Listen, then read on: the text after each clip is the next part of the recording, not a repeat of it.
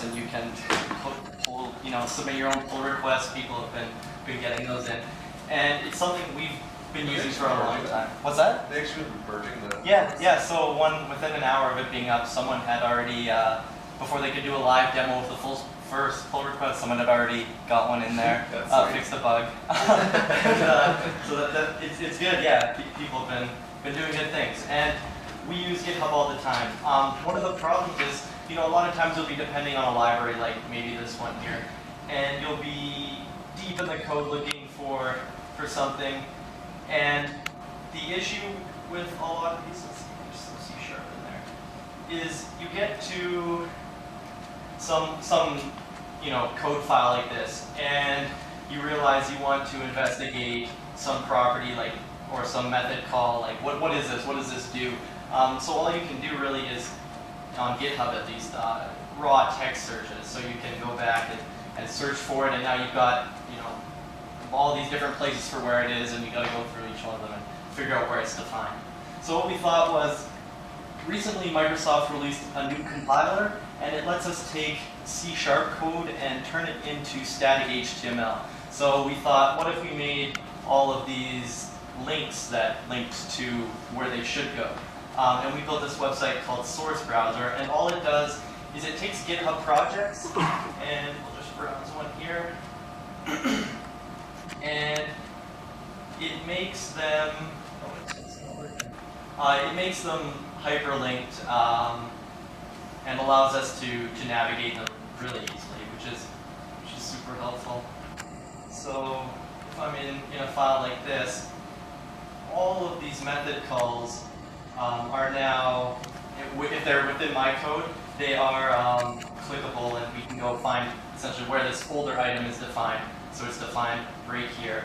And what we've been doing is we're trying to get support for all kinds of different languages. So currently it just takes C# and it puts out static HTML.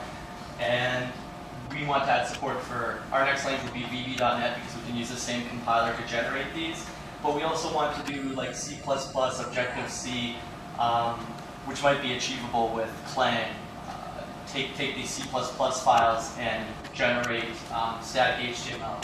And what we find this really useful for is when you're depending on a third-party library, it's really easy to see the details of what went wrong in a method call, or how it was implemented, or what's going on under the hood. And that's sort of where we're at.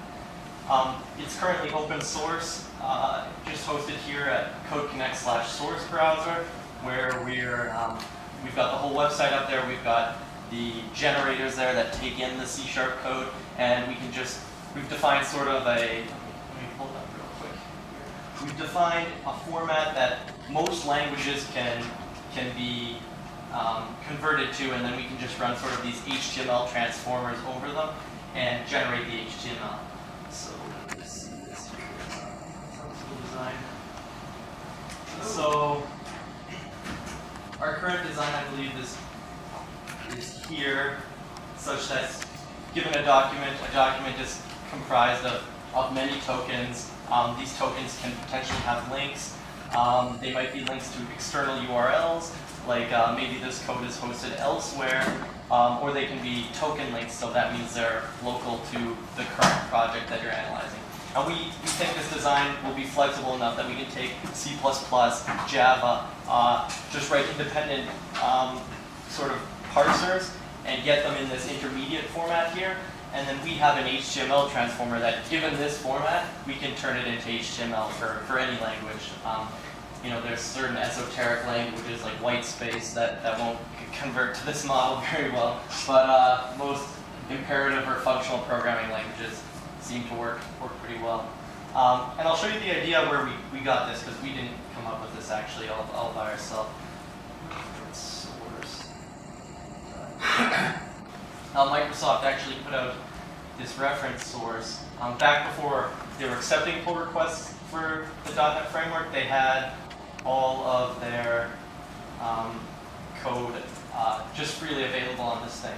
And this has been extremely useful for us when we're trying to figure out how things are done. So you can see how the underlying implementation for strings in .NET is done. And if you're wondering where this first char is used, you can see all the places in code that it was used. And this is really in our opinion, a pretty awesome way to browse code rather than just searching over and over and over again. Yeah, so this is sort of our goal. The reason we're building this is because although Microsoft is moving towards more openness, they're not letting us upload our own projects into this. So outside of .NET, it's pretty useless. And I don't think they're going to support Java anytime soon or any other language, so we'll have to do that. But yeah, that's sort of what we've built. If you're interested in contributing, or maybe you want something similar for your own language, it's all just available on GitHub under Code Connect/source browser, and the website is just sourcebrowser.io. And we haven't really promoted it at all, but we've got a couple guys in there, one guy from Microsoft and one independent developer helping us out. So what happens when I actually upload my repo? Yeah, so to upload a repo, let's see if there's one here. What's going on is it takes a second, but what it's doing is it pulls from. Right now it only accepts GitHub. So you just put in any GitHub URL. URL. Any GitHub URL right now. It pulls from GitHub, it downloads it, it turns it into that intermediate model that we were talking about, and then we can run an HTML transformer over that, and in the future we'll run sort of like a search index transformer over that model, and we'll generate a search index, then we can create search for these things. And the beauty of it is we have this intermediate model that we think most languages can go to, so people can just plug in VHDL, any language that is conforms to that format should work really well. Is it only public repos, or is it? Yeah, currently it's only public repos. We haven't done anything to work with you have to give us some key to pull, and we haven't dealt with any of that. So we're just pulling public repos. Right now it doesn't sync, but what we'll do is make it such that it just syncs to your Gits every time you commit, and add some support for maybe branches or something like that. Right now it just goes to master. Okay. You should totally write a GitHub bot. What's that? You should totally write a GitHub bot that just goes through, whacks them all, and then submits a pull request with a link. Exactly. That's one thing we were thinking was you can list the top 1,000 C# projects. Just do them and be like, check this out, browse code this way. Because we think it'd be pretty useful when looking at these kinds of projects and when you depend on these libraries. Yeah. So what do you need to add a new language? To add a new language, you need some way to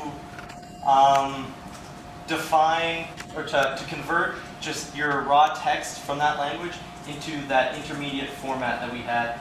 And in order to do that, you need some kind of parser and not full compiler, but something that can build those links between objects. So when there's a method call, some tool that can tell you this method call points to this symbol, and here's the link that it's built.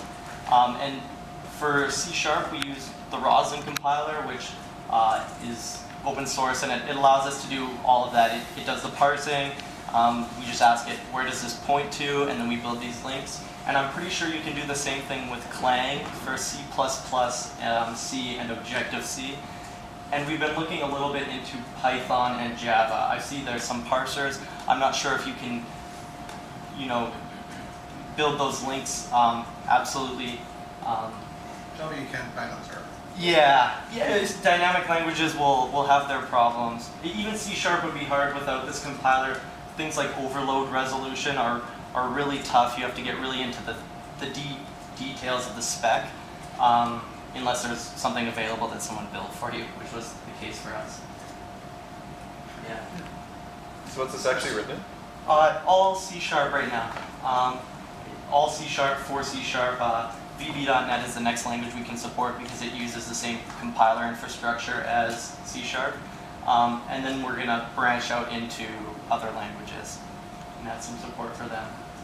So how would your model deal with cases like I've got a variable, I want to find all uses of this variable, I want to find all overrides of this method? Yeah, exactly. This is similar to what it provides us. I'm not sure how your model would reflect that. So our model wouldn't. What you would have to do is, we haven't built the search index, but what you would do is you build a transformer that would iterate over that model and build an index, so it would keep in track of where every symbol was used throughout the project. That's actually exactly what they're doing here. So when you click this, I guess it's not found anywhere. When you click this guy here, So they've gone through, however they're doing it, and they've got a list of all the instances where this M1st char is used.